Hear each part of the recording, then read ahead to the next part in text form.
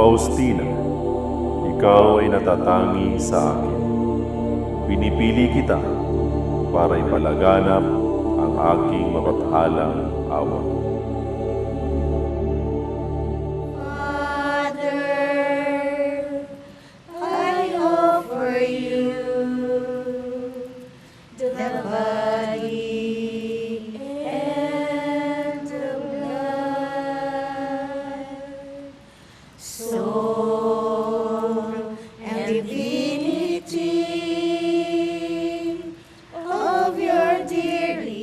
Ang community ay nag-evolve sa mahabang panahon. Nagsimula ito sa Singalong hanggang sa kami ay napunta rito sa San Carlos Seminary.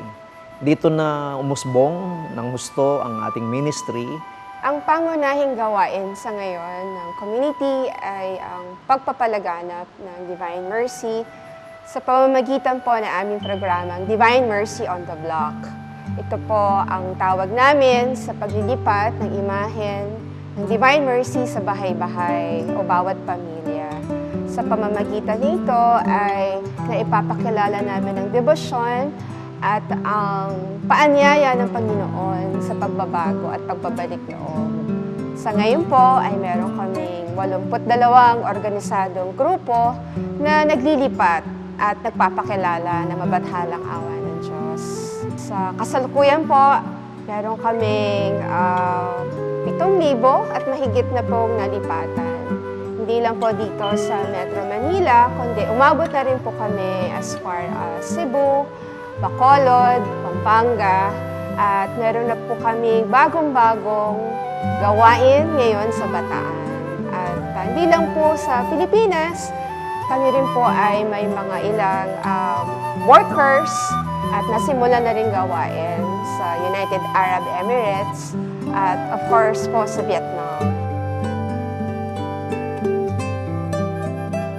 Year 2011 po, November, na-diagnose po ako ng cervical cancer stage 2. Bali po, nalungkot po ako, syempre cancer yung sakit. Ganon din po ang pamilya ko. Noon po dumating ang Divine Mercy on the Block sa aming tahanan, na kung saan doon po talaga kami umasa. Sama-sama po kami nagdarasal, hinihiling sa Panginoon ang kagalingan ko. After 6 months po na bumalik po ako sa doktor, nagpa-CT scan po ako yun. Eksakto rin pong ulit bumalik yung Divine Mercy sa aming tahanan. Yun pong resulta ng aking CT scan, naging negative. Pag nasa Panginoon ka, bali wala ka na pong hihilingin. Wala ka ng takot na harapin ang lahat. Nakilala ko po ang Divine Mercy nung umattend po ako ng 2 araw na seminar po sa community. Noong 2006 po, July 10, nagkaroon po ng sunog sa lugar namin.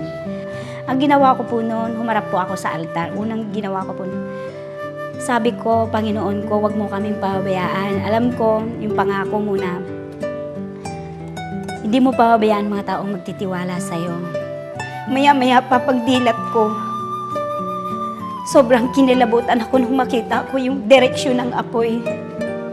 Kinilabutan ako ng sobra-sobra dahil yung apoy na papunta sa bahay namin, papunta na po doon. Nung pagkahinto na po ng apoy, nalaman ko, lahat ng inakyatan ng image ng Divine Mercy sa lugar namin, wala ho kahit isang bahay na nasunog. Sabi ko, talagang napakabuti mo, Diyos. Napakabuti mo, Panginoon. Ang pamilya po namin ng mag-asawa ay lagi nag-aaway. Dumating po sa punto na hindi kami nagkaintindihan at nagkahiwalay po kami mag-asawa. Umattend po ako ng 2 araw na seminar noong September. Simula po doon, napakabuti po ng Panginoon. Siya na po ang gumabay sa aming mag-asawa. Naging maayos na po ang aming pagsasama. At nung dumating nga po yung batch 2, nakasama ko na po sa community ang aking asawa. At simula po doon, sa panahon na yon hanggang sa kasalukuyan, nag-serve po kami sa aming community bilang mga totoong lingkod ng Panginoon. Nauna siya, tinawag ng Diyos. Tapos, sa madaling salita talagang na-involved din ako sa sarili ko. At mula noon, unti-unting na ipapaunawa sa akin. Nakikilala ko ang Diyos, sigit sa lahat, ang aking sarili, kung sino nga ba ako sa aking buhay, at sino ang Diyos na kailangan kong pagtuunan ng pansin. Ang ating ministry ay masasabi nating buhay na totoo. It is not only, we come not only to worship the Lord, but to work for the mission and be a part of the mission. At nakikita natin, sabi nga, napakaraming mga miracles na nangyayari sa mga tahanan. Minsan, inaakyat lang namin yung image of the Divine Mercy, o yung sinasabi nating Divine Mercy. Nagkakaroon ng maraming mga sharings ang bawat pamilya. Nagugulat na lang kami na ang ating Divine Mercy ay siya mismo ang nagtatouch sa bawat pamilya. Mula sa blessings na nasaksihan namin sa paglilipat sa bahay-bahay, kami rin po ay nagkaroon ng programa para sa paglilipat ng imahen ng Divine Mercy sa mga opisina at institusyon. Ang tawag po namin dito ay Divine Mercy on the Block Corporate. Kami po ngayon ay tinatawag sa isang mas malakihang gawain. Ang tawag po namin sa proyektong ito ay Divine Mercy in Every Home. Our target is to enthrone the image of Divine Mercy in 500,000 homes in 10 years. Kaya ako ay naririto rin para kayo rin ay anyayahan. Kayo rin ay maging parte ng ating gawain. Ito ay masasabi nating puspos at talagang ang pagmamahal ng Diyos, ang mga blessings ng Diyos ay para sa ating lahat. Ang lahat ng ito ay ang aming pakikibahagi sa gawaing ipinagkatiwala ni Jesus kay Santa Faustina na ipakilala ang mabathalang awa ng Diyos sa sanlibutan. Na-realize ng grupo na kailan may patutunguhan. May patutunguhan yung ating pagkilos sapagkat ang lahat ng binigay at biyaya ng Diyos ay dapat may kapanginabangan at patutunguhan. So alam natin na ito ay patungo sa langit. Walang religious organization na kumikilos na hindi ang hangad ay pumunta sa langit. I'm a witness to this group.